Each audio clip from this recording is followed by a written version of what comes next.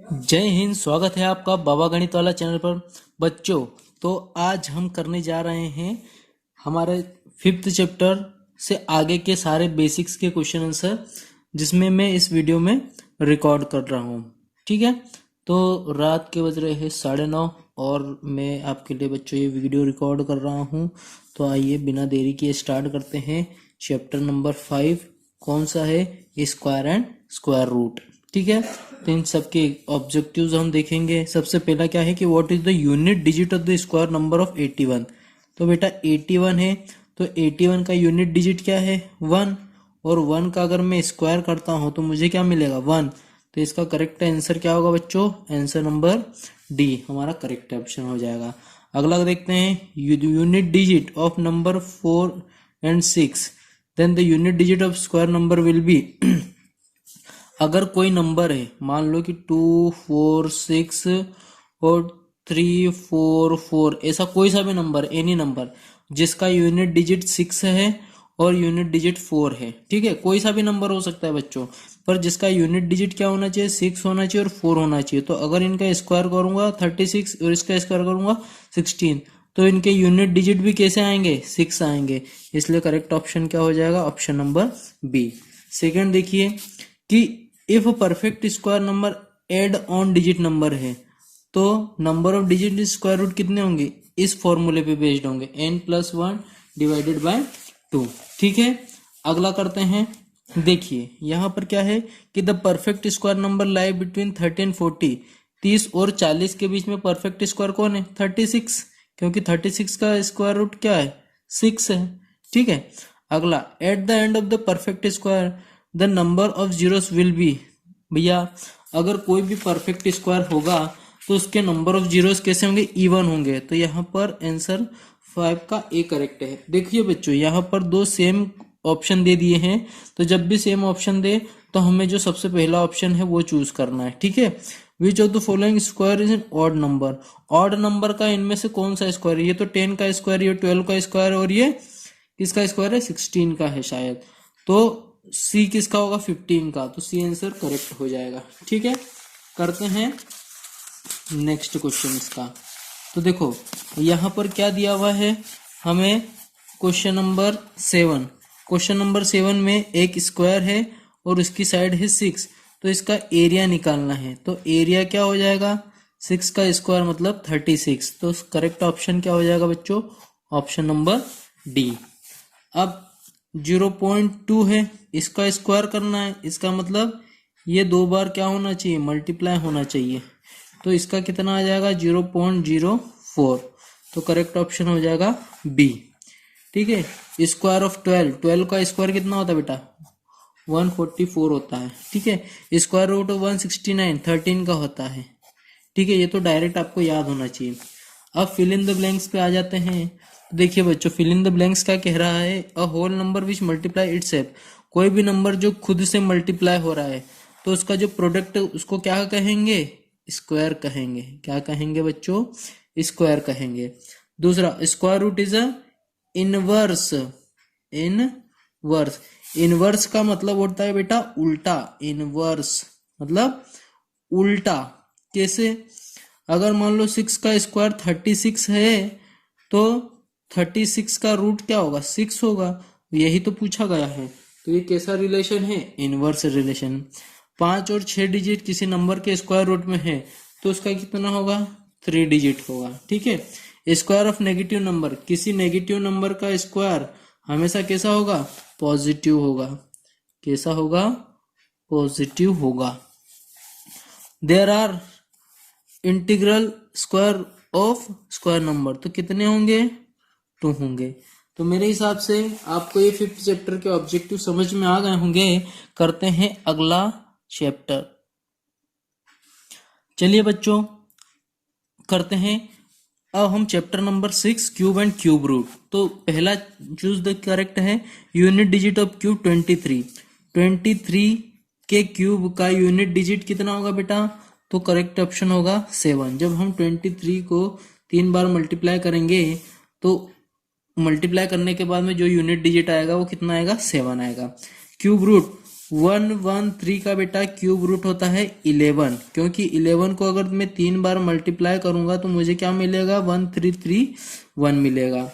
अगला है question number 3, perfect cube कौन सा होगा, तो बेटा 216 परफेक्ट क्यूब होगा। ठीक है, शायद 4 का होगा। ठीक, अब ये 64 वैल्यू है, तो देखिए जरा 64,000 की पावर 1/3, और जिसकी पावर 1/3 होता है बेटा उसका मतलब होता है क्यूब रूट किसका, 64,000 का। तो ये 3 जीरो का तो 1 जीरो बनेगा, और ये किसका बनेगा 4 का, तो ये क्या हो जाएगा 40 करेक्ट ऑप्शन हो जाएगा। ठीक है, अब यहाँ पर अगर मैं 100 का क्यूब करता हूँ, क्या करता हूँ 100 का क्यूब करता हूँ, मतलब 100 को मैं 3 बार मल्टीप्लाई करता हूँ तो कितने जीरो हो जाएंगे 2, 4 और 6, तो करेक्ट ऑप्शन क्या हो जाएगा यहाँ पर 6 हो जाएगा। अगर मैं 0.3 का क्यूब करता हूँ, इसका मतलब 0.3 को मैं 3 बार मल्टीप्लाई करता हूँ तो मेरे पास कितना हो जाएगा 0.027। ठीक है, तो करेक्ट आंसर क्या हो जाएगा बेटा यहाँ पर 0.027। अब यहाँ पर 7 यूनिट डिजिट इज 9, कोई नंबर है किसके क्यूब में यूनिट डिजिट 9 होगा, तो वो तो बेटा किस केस में होगा 9 के केस में होगा, 7 के बी के केस में। अब वैल्यू ऑफ 8 की पावर, देखो यहाँ पर 8 की पावर -2/3 है, तो मैं 8 को कैसे लिख सकता हूँ, मैं 8 को लिख सकता हूँ 2 की पावर 3 और उसकी पावर -2/3, तो यहाँ पर लॉ ऑफ एक्सपोनेंट लगेगा 3 मल्टीप्लाई -2/3, 3 से 3 कैंसल, तो ये कितना हो जाएगा 2 की पावर -2 और 2 की पावर -2, तो यहाँ पर करेक्ट आंसर कितना आ जाएगा आंसर सी। अब 100 का क्यूब रूट कितना होता है 1000 का 10। अब चलते हैं पेन number 51, to make a cube of side 2 centimetre का क्यूब बनाने के लिए and cube of 1 centimetre will required, कितना क्या रिक्वायर्ड लगेगा, तो यहाँ पर हमको लगेगा बेटा कितना 8 लगेगा। ठीक है, 8 to make a cube of, जैसे मान लो कि हमें कहा गया है कि एक सेंटीमीटर की साइड के क्यूब को 2 सेंटीमीटर साइड का क्यूब बनाने के लिए हमें कितने की रिक्वायरमेंट लगेगी, तो यहाँ पर करेक्ट ऑप्शन क्या आ जाएगा बच्चे 10 की रिक्वायरमेंट लगेगी। ठीक है, अब अगला देखते हैं, a number obtain when multiply 3 time, अगर किसी नंबर को 3 बार मल्टीप्लाई करेंगे तो वो क्या कहलाएगा क्यूब नंबर कहलाएगा। क्या कहलाएगा बच्चे क्यूब नंबर कहलाएगा।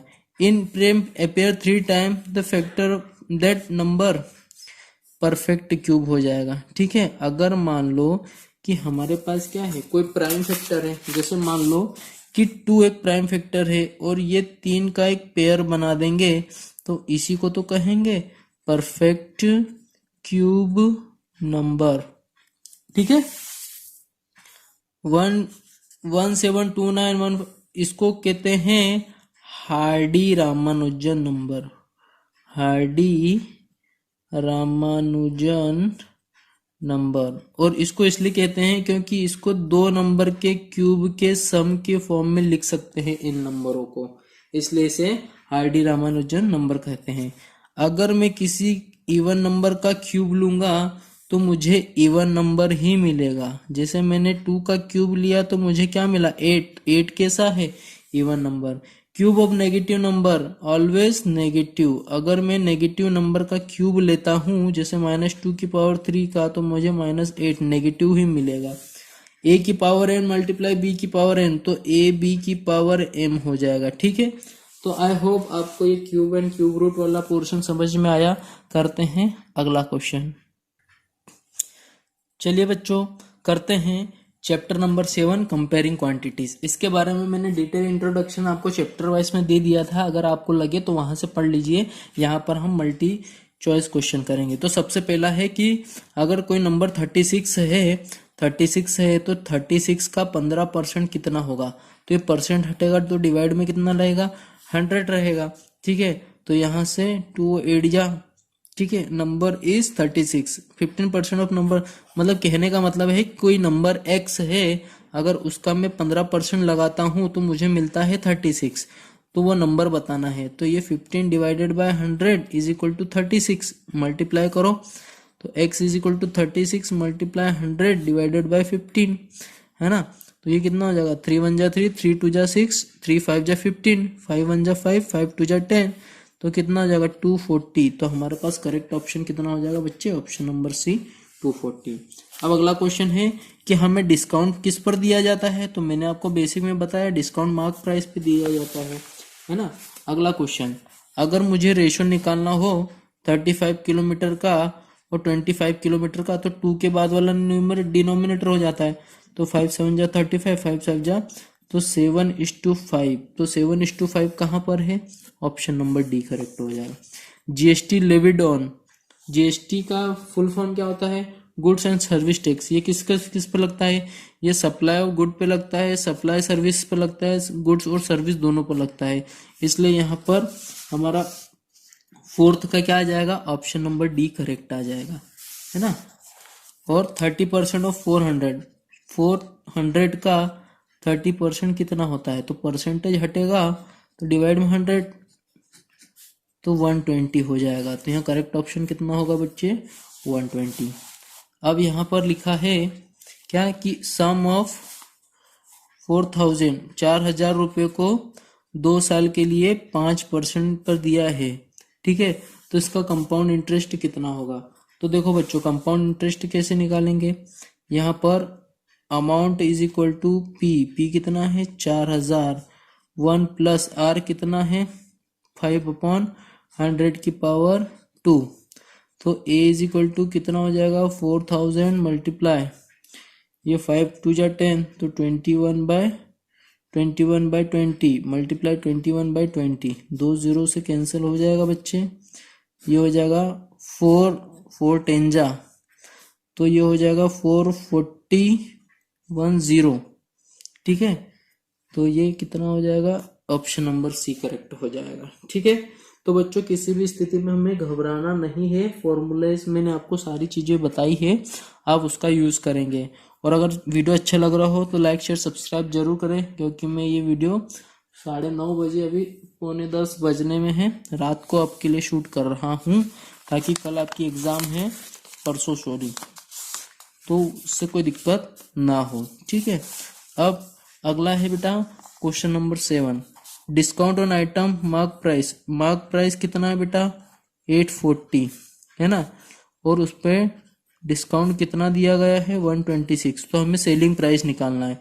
तो देखो discount is equal to mark price minus selling price.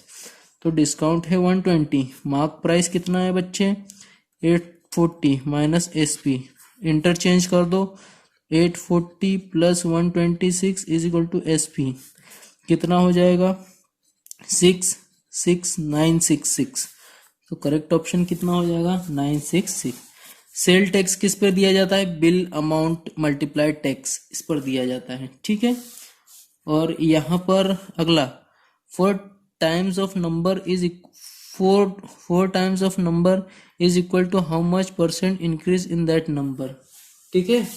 तो यहाँ पर करेक्ट ऑप्शन क्या आ जाएगा 300, ठीक है। 4 time of a number is equal to, मतलब कि कोई एक नंबर है और एक नंबर बढ़ के कितना हो गया, उसका 4 टाइम्स हो गया, इसका मतलब कितना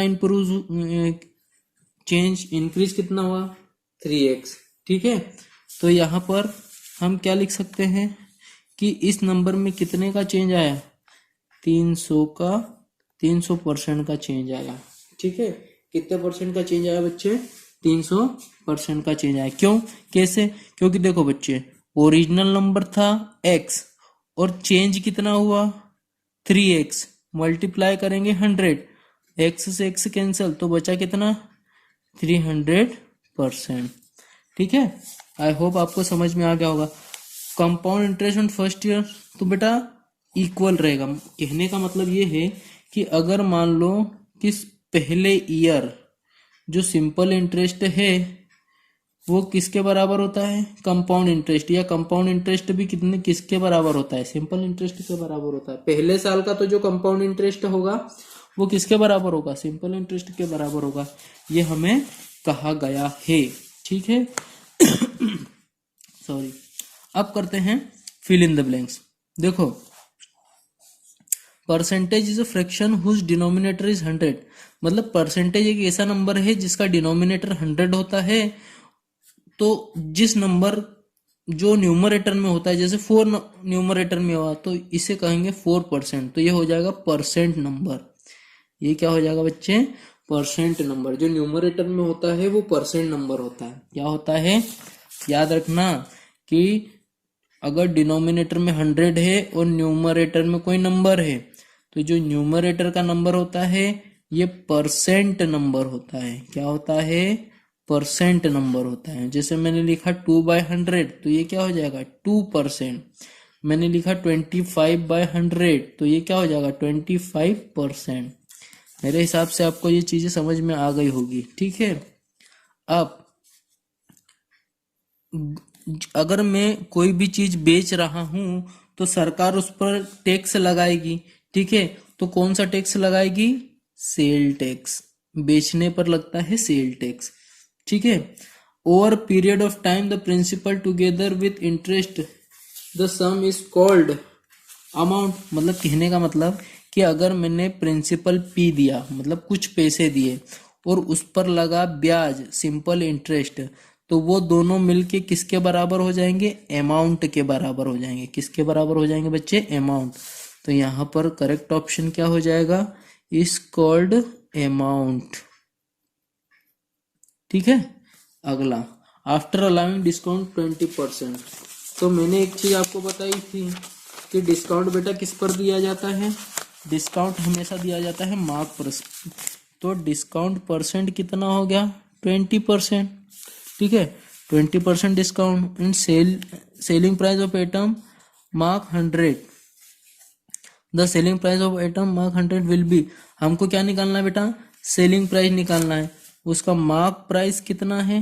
100 रुपीज। कितना है? 100 रुपीज। तो यहाँ पर देखो, discount percent is equal to discount upon mark price into 100। तो यहाँ पर डिस्काउंट परसेंट कितना है? डिस्काउंट परसेंट है 20%, और डिस्काउंट अपॉन मार्क प्राइस कितना है? 100 इंटू 100। तो ये तो कैंसिल हो जाएगा। तो डिस्काउंट कितना हो गया? 20। अब 20 डिस्काउंट हो गया, तो यहाँ पर हमको सेलिंग प्राइस निकालना है। तो मार्क प्राइस माइनस डिस्काउंट। तो मार्क प्राइस कितना है? 100 माइनस डिस्काउंट कितना है? 20। तो आंसर कितना आ जाएगा बेटा? 80। तो यहाँ पर हमारा कितना हो जाएगा? 80 रुपीज डिस्काउंट परसेंट हो जाएगा। तो गुड्स एंड सर्विस टैक्स क्या होता है? जीएसटी को कहते हैं गुड्स एंड सर्विस टैक्स, है ना। अब interest calculated on previous year amount. मतलब जो भी पिछला साल का अमाउंट है उस पर अगर हम इंटरेस्ट को कैलकुलेट कर रहे हैं तो उसको कहेंगे कंपाउंड इंटरेस्ट। क्या कहेंगे? कंपाउंड इंटरेस्ट कहेंगे। तो मेरे हिसाब से बच्चों आपको कंपेयरिंग क्वांटिटीज भी समझ आ गई होगी। अब करते हैं नेक्स्ट चैप्टर। चलिए बच्चों, बात करते हैं चैप्टर नंबर 8, एल्जेब्रिक एक्सप्रेशन और आइडेंटिटीज। तो उन बच्चों को मैं बता दूं कि एल्जेब्रिक एक्सप्रेशन क्या होता है और आइडेंटिटीज क्या होता है। देखिए बच्चों, अगर मैं बात करता हूं कांस्टेंट की, तो कांस्टेंट का एक तरीके से मतलब होता है नंबर। और अगर मैं नंबर की बात करता हूं तो ये प्लस में भी हो सकते हैं और माइनस में भी हो सकते हैं। जैसे 1 2 3 4 प्लस में भी हो सकते हैं। ये फ्रैक्शन में भी हो सकते हैं, 1/2 -3 7/5। तो ये होते हैं कांस्टेंट। एक होता है वेरिएबल। क्या होता है? वेरिएबल। अब वेरिएबल होते हैं x y z a b c d, मतलब अल्फाबेट। क्या होता है बेटा? अल्फाबेट। तो जब मैं कांस्टेंट और वेरिएबल के बीच में कुछ ऑपरेशन लगाऊं, जैसे मल्टीप्लाई, डिवाइड, प्लस, माइनस, तो ये मिलके क्या बनाएंगे? Algebraic expression. क्या बनाएंगे? Algebraic expression. जैसे अगर मैंने 2 का मल्टीप्लाई x में किया तो जो 2x है ये क्या कहलाएगा? एल्जेब्रिक एक्सप्रेशन कहलाएगा। क्या कहलाएगा बच्चे? ये एल्जेब्रिक एक्सप्रेशन कहलाएगा।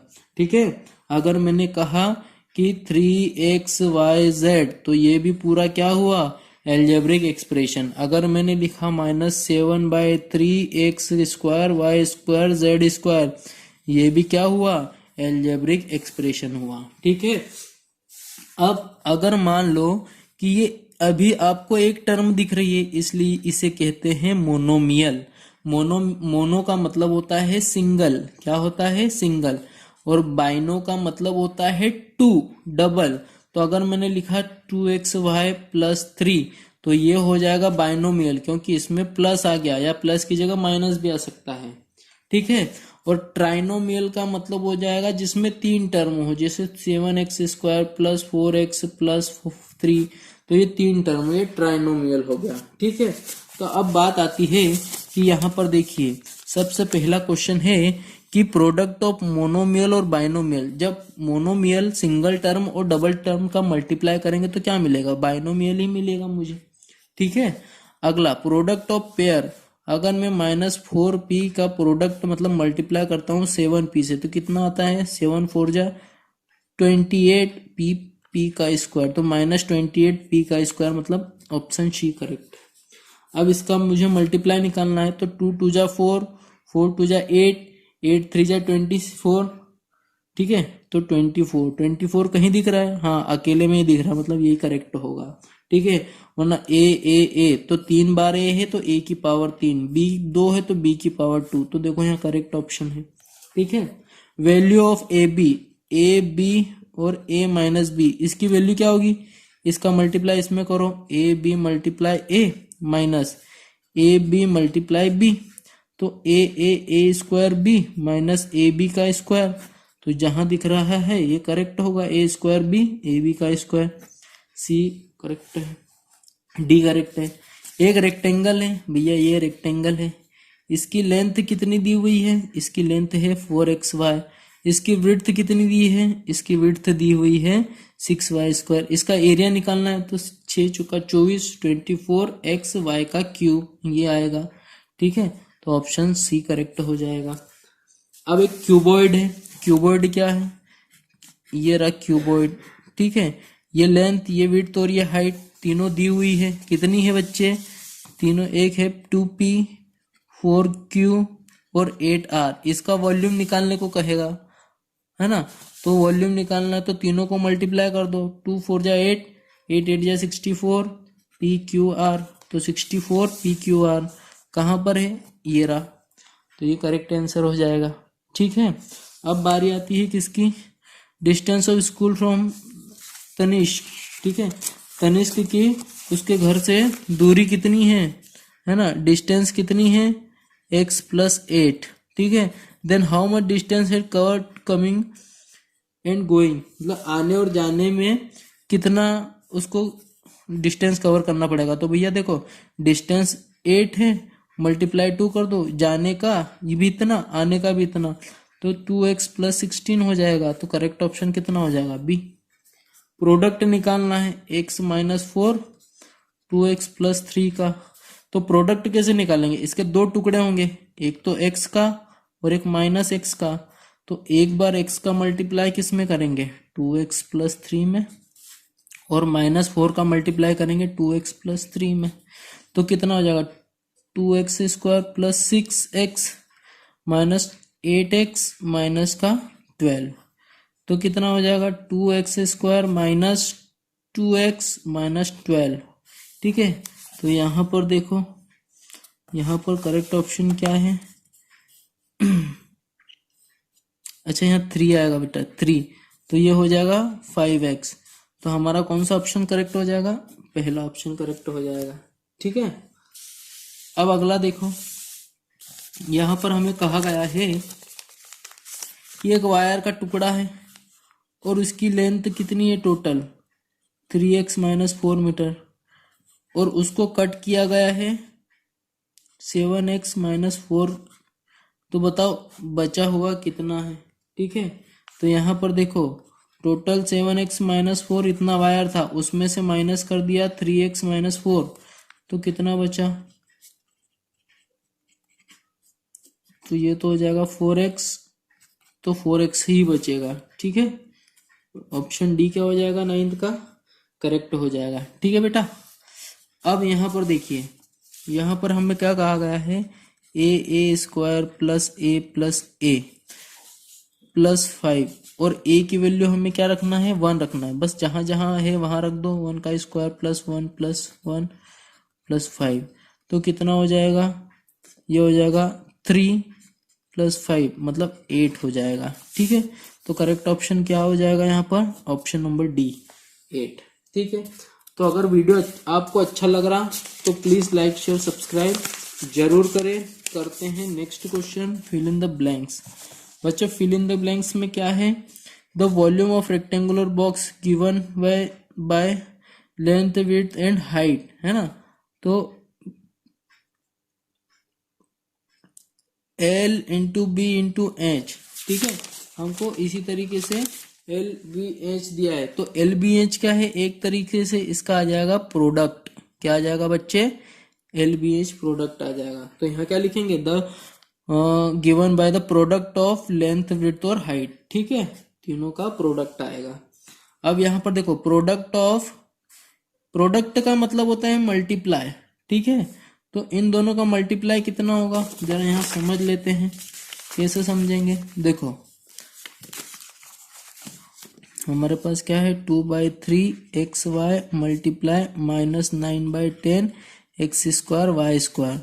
तो देखो 2 5 जा 10, 3 3 जा 9, तो -3/5 एक्स का क्यूब वाई का क्यूब। ठीक है, तो यहाँ आ जाएगा -3/5 एक्स का क्यूब वाई का। An monomial multiply by monomial always give, अगर मोनोमियल का मल्टीप्लाई मोनोमियल से करूंगा तो मुझे मोनोमियल ही मिलेगा।